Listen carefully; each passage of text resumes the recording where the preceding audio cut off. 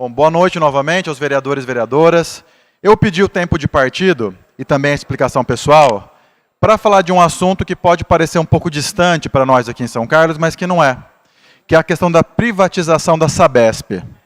Felizmente, nós temos aqui em São Carlos um serviço autônomo de água e esgoto, SAI, que é uma autarquia municipal, mas infelizmente, com essa possível privatização que vem sendo debatida e tem sido fomentada pelo atual governador do estado, nós aqui em São Carlos certamente vamos sofrer, primeiro, com uma possível alta dos preços, até porque a Sabesp atende 375 municípios do estado de São Paulo, 30 milhões de pessoas, e pela lei do mercado pode haver uma pressão geral de aumento de preços. Além disso, a água ela é um patrimônio coletivo, né, e ela é finita, e o meio ambiente não tem fronteira. Se a gente tiver um problema em algum local próximo, esse problema vai também reverberar aqui.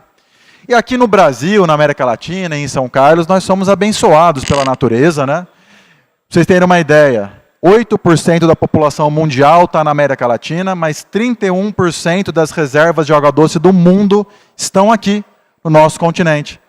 Tarcísio disse ontem, na entrevista nos 100 dias de governo, que o mundo todo está olhando para a privatização da Sabesp com interesse, porque a questão ambiental é muito forte, o Brasil é um representante mundial do debate ambiental. E, de fato, todos os países estão olhando para cá. Especialmente na nossa região, nós temos o Aquífero Guarani, terceira maior reserva de água subterrânea do mundo, que está aqui sob nossos pés. E aqui em São Carlos, nós temos aqui o Ribeirão Feijão, nós temos a sorte de estar próximos da nascente na área de captação, uma água limpa, uma água preservada. Nós somos abençoados, né, na América Latina, no Brasil, em São Carlos, pela questão hídrica, e de fato o mundo todo está olhando para isso. No Brasil, nós temos dados muito preocupantes ainda de saneamento.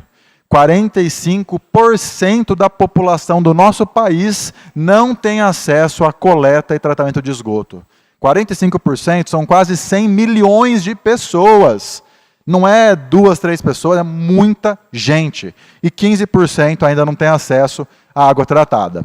Aqui em São Paulo os dados são um pouco menos piores, mas também preocupantes. 10% da população paulista também não tem acesso à água tratada e esgoto, e 3% não tem acesso à água encanada em casa. Nós temos agora, né, o novo marco do saneamento, a Lei 14.026, que tem uma tendência a facilitar a privatização dos serviços de água e esgoto de municípios, de estados e etc. Agora o governo Lula mudou, né, alterou 2 decretos para trazer de novo a prioridade para o serviço público, até porque é um serviço essencial, ninguém vive sem água. Não é algo que a gente pode transformar numa mercadoria. E não tem concorrência num serviço de água e esgoto, porque não tem 2 redes de esgoto passando, e se o cliente estiver insatisfeito, ele pode mudar de empresa. É um tipo de serviço que tem uma tendência ao monopólio. É aquela empresa que presta e acabou. Então não existe esse debate de concorrência nessa área. E a Sabesp, vereadores? A Sabesp é uma empresa de uma sociedade de economia mista, né, que completa 50 anos esse ano, tem um valor de mercado de 31 bilhões de reais, tem quase 13 mil funcionários, atende 30 milhões de pessoas, é a terceira maior empresa de saneamento do mundo e que é uma empresa superavitária. E que em 2021 teve um lucro de 2,4 bilhões de reais. Lucro, né? E aí eu me pergunto, para quê vender, privatizar uma empresa que já é em parte privatizada? Para quem não sabe, o governo do estado de São Paulo tem 50,3% das ações da Sabesp.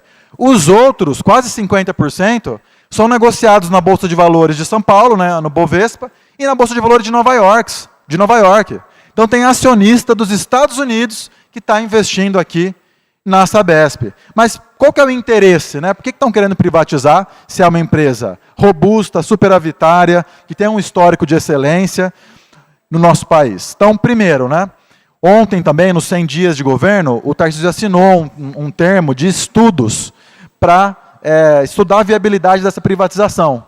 E com quem foi assinado esse termo? Com o Banco Mundial. Qual que é o interesse do Banco Mundial? De novo, falando dos acionistas que tratam a água como mercadoria, como commodity. No ano passado, o banco JP Morgan, que é o maior banco dos Estados Unidos, fez um relatório otimista com as chances de privatização da Sabesp, dizendo que poderia aumentar em até 71% as ações da empresa. Qual que é o interesse do Banco Mundial, do JP Morgan, em privatizar essa empresa, se não tratar a água como mercadoria, o saneamento como mercadoria, e não atender aos interesses da população? Empresas como a Coca-Cola, Nestlé, Ambev, né, também têm interesse muito grande na privatização. Para vocês terem ideia, em 2018, né, quando entrou no Congresso a MP 868, que trazia o novo marco do saneamento, o relator da MP foi o senador do Ceará, Tasso Gereissati, que é da família dona da empresa Solar, que é a maior engarrafadora de Coca-Cola no Nordeste e no Centro-Oeste. Então nós estamos colocando a raposa para tomar conta do galinheiro, né? Pessoas que têm interesse pessoal, financeiro, para atacar um setor que é superavitário, que é um patrimônio do nosso país, que não tem motivo para ser vendido, né?